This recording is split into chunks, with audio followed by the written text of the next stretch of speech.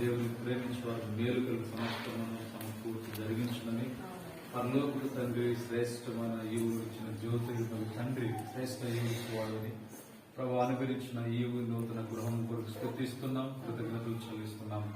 ఈ గృహంలో తండ్రి ప్రార్థన వలన వాక్యం వలన 1 తిమోతి 4:5 ప్రకారము అది పవిత్రపరచుకోవాలని సెలవిచ్చారు. మీ రక్త ప్రోక్షణ మీ నామంలో పరిశుద్ధపరచండి, సంపూర్ణ సమయం దీవెనకరంగా చేయమని యేసు క్రీస్తు నామంలో స్తుతించి ప్రార్థిస్తున్నాను తండ్రి. చిన్న పదవి పాడుతున్నాం.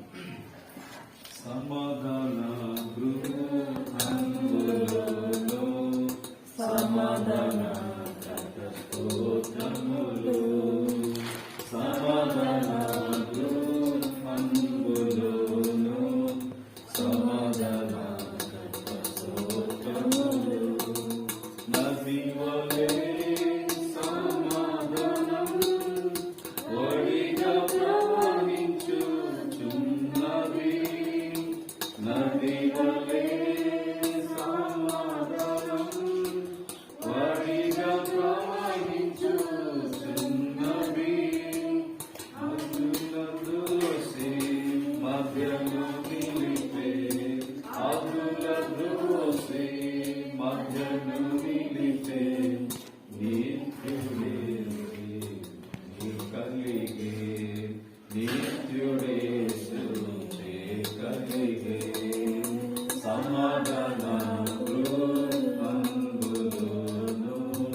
సమాధాన స్తోత్రములు, సమాధాన గృహంబులోను సమాధాన స్తోత్రములు.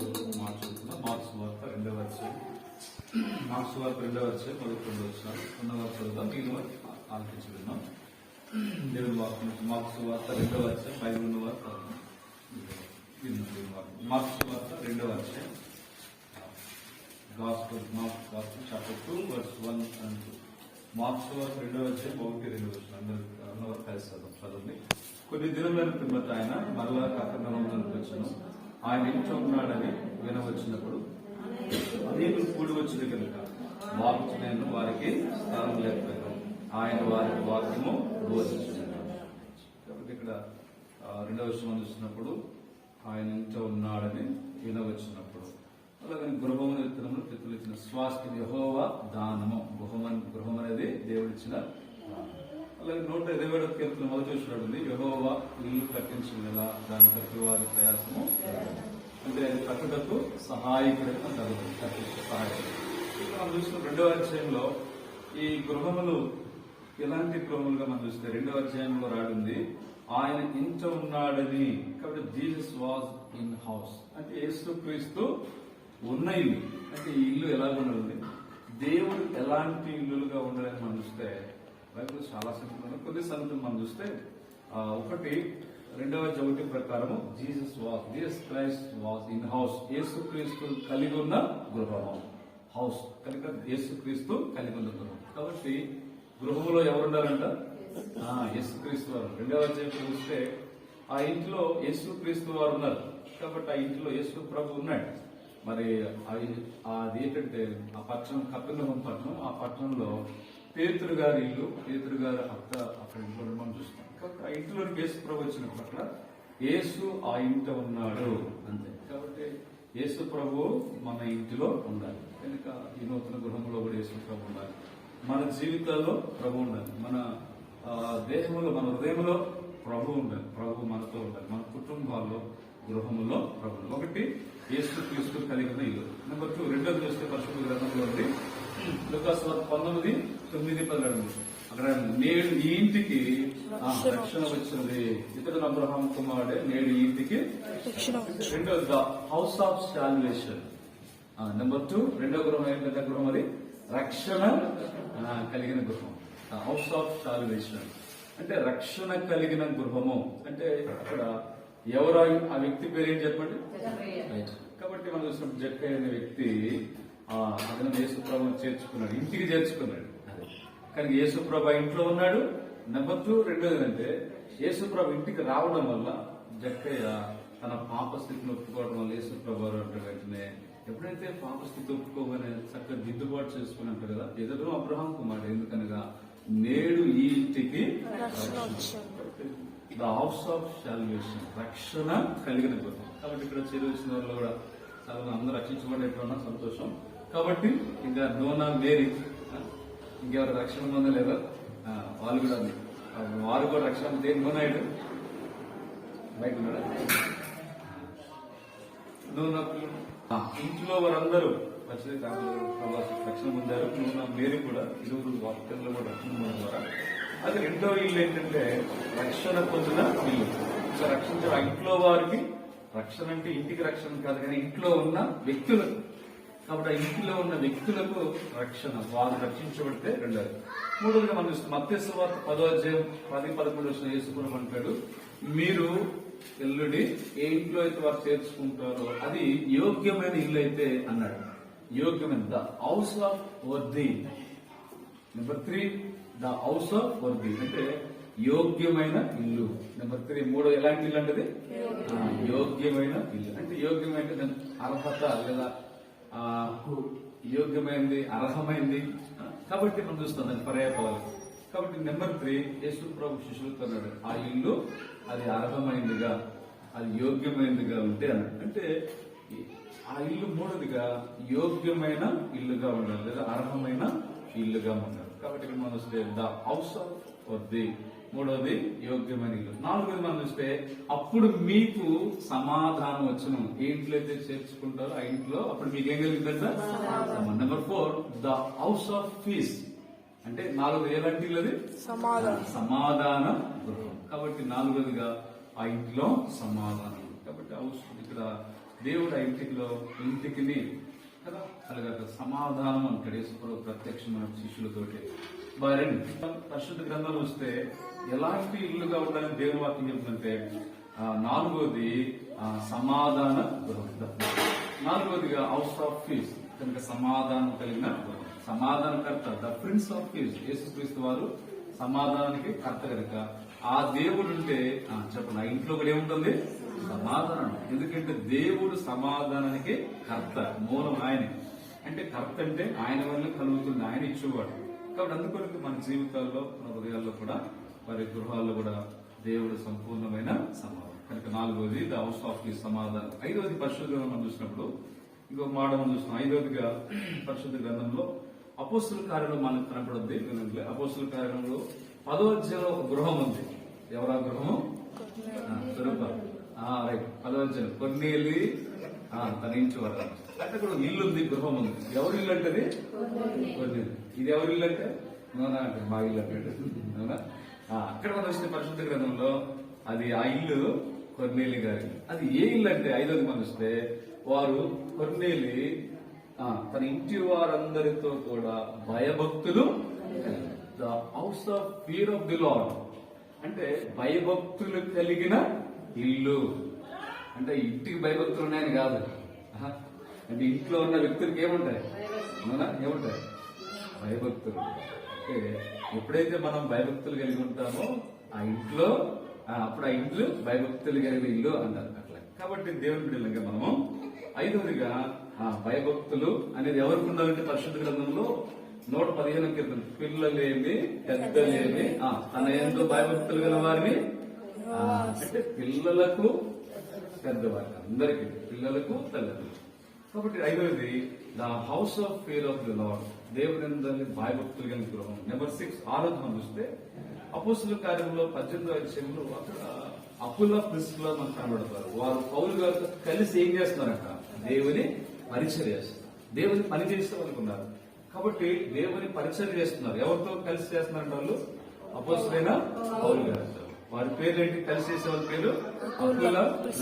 అకులా అంటే అర్థం ఏంటి? స్వరూపం అకులా అంటే అర్థం ఏంటి గుర్తుందా? రైలు గుర్తు. అకులా అంటే పేరుకి అర్థం ఏంటి? ఈగల్, పక్షిరాజు.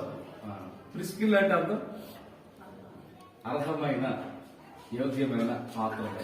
కాబట్టి అకులా ప్రిస్కిల్ వాళ్ళ ఇరువురు కూడా వాళ్ళు ఏం చేస్తున్నారంటే ఎవరితో కలిసి పనిచేస్తున్నారంటే అపోస్తులైన పౌలుతో కలిసి పగల టైము డేరాలు, సాయంకాలం దేవుని పని. అంటే ఒకవైపు వర్క్ చేసుకుంటూ రెండోదిగా వాళ్ళు దేవుని పనిలో సహకరించేవారు. అందుకే మనం దానికి ఏమో పెట్టుకోవాల్సిన అవసరం అంటే ద హౌస్ ఆఫ్ మినిస్ట్రీ. అంటే వాళ్ళు ఏం చేసేవారంట? మినిస్ట్రీ అంటే పరిచర్య. అంటే ఆ ఇల్లు ఎలాంటి ఇల్లు అంట? మినిస్ట్రీ చేసి, అంటే దేవుని పరిచర్య చేసే ఇల్లు. కాబట్టి దేవుని పరిచర్య చేయడం, దేవుని సేవ కలిసి మనం సువార్త, మినిస్ట్రీ అంటే సువార్త, ప్రార్థన, పరిచర్య, దేవుని కూలికలు, దేవుని కార్యాల్లో మనం పాలుభాగం, దేవుని సేవకులతో కలిసి చేసేదాన్ని దేవుని పనిని ఒక మినిస్ట్రీ అంటాం. కానీ ఆ రోజు కలిస్తే ద హౌస్ ఆఫ్ మినిస్ట్రీ, ఆ రోజు మనము దేవుని పరిచర్య చేసే ఇల్లుగా ఉండాలి. నెంబర్ 7, 7వ మనం చూస్తే పరిశుద్ధ గ్రంథంలో దినవృత్తాంత గ్రంథంలో ఉంది.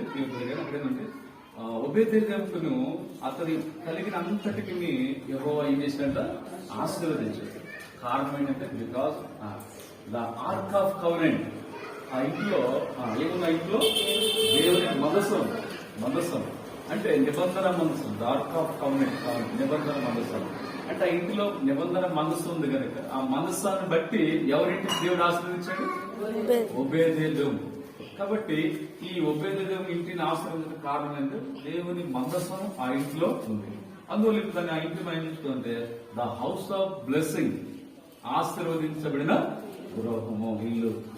కాబట్టి 7 కనుక ఒబేదెదోము ఇల్లు అలాగా ఇంట్లో కలిగినంతకు దేవుడు ఆశ్రయించాడు. మనల్ని, కుటుంబం, బిడ్డలను, చేసే వర్క్, జాబ్, పని, చేతి పని అంతటి కూడా దేవుడు ఆశీర్వదిస్తాడు. అది ఒబేదెదోములో జరిగింది.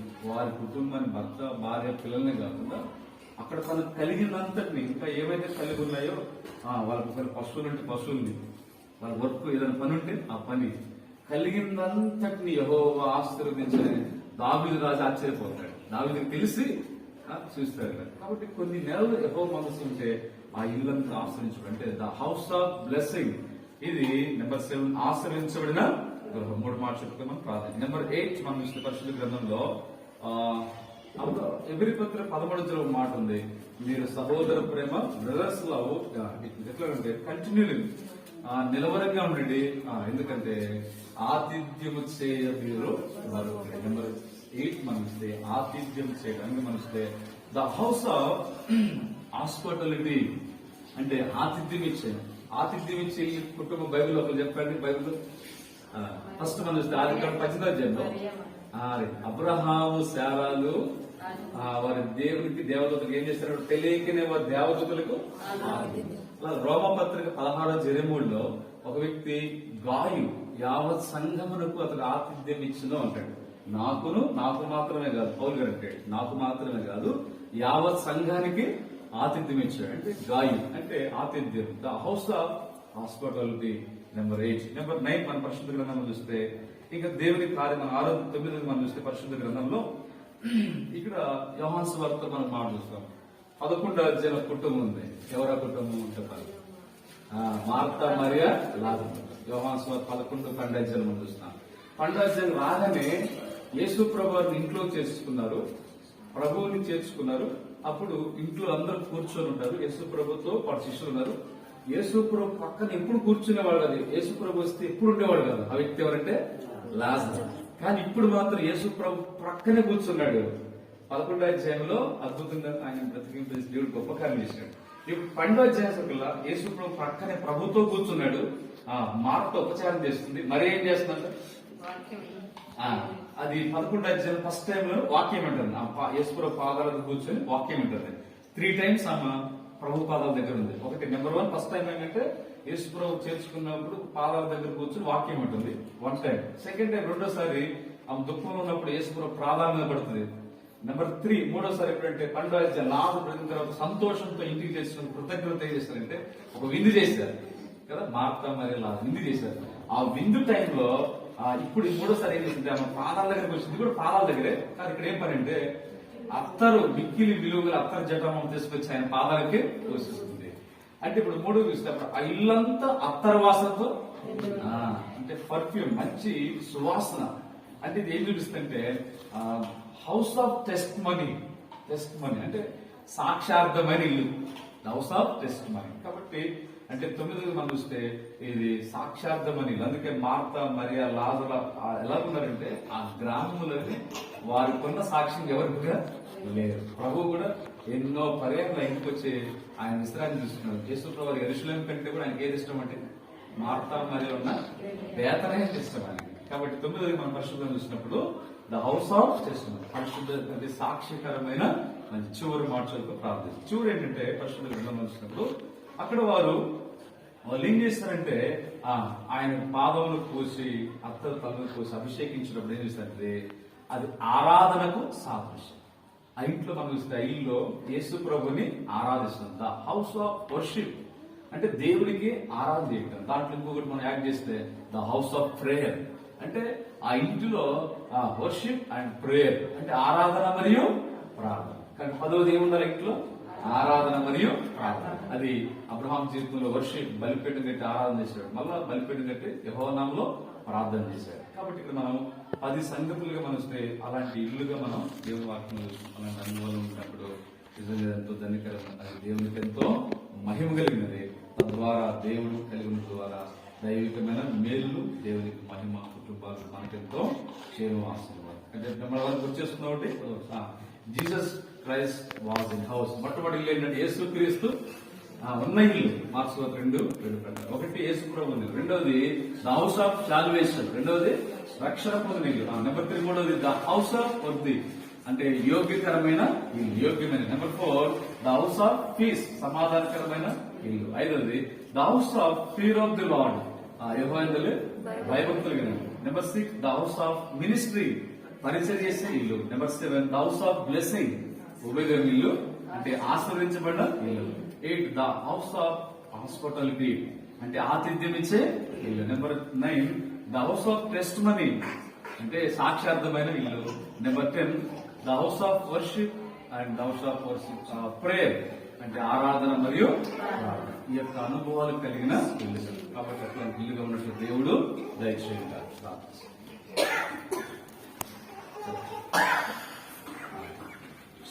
చిన్న మాట్లాడండి, తర్వాత మాట్లాడాల్సిన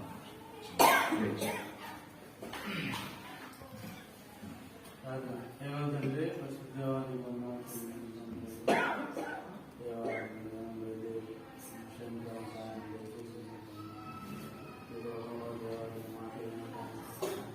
ఈ యొక్క ఇల్లంతా పరగడానికి సహాయపడి మన అర్థంలో నాకంటే ప్రార్థన ముందుగా సహాయం అలాగే తండ్రి వేసిని చేసి కుటుంబంగా ఉండడం సహాయం బాగా జీవించి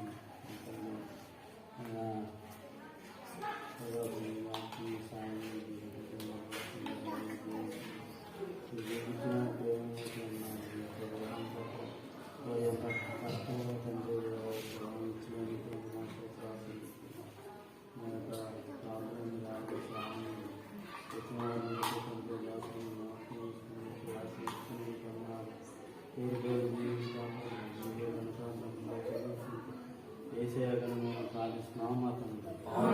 పరిశుద్ధ తండ్రి, ప్రేమగల దేవాన్ని స్తోత్రం మరొకసారి మీ నామం బట్టి కృతజ్ఞతాస్తులు చెల్లిస్తున్నాం. సమస్తములు ప్రతి విషయంలో దేవునికి కృతజ్ఞతాస్తులు చెల్లించడం చేయడం విషయంలో దేవుని చిత్తం అనుసరించినారు.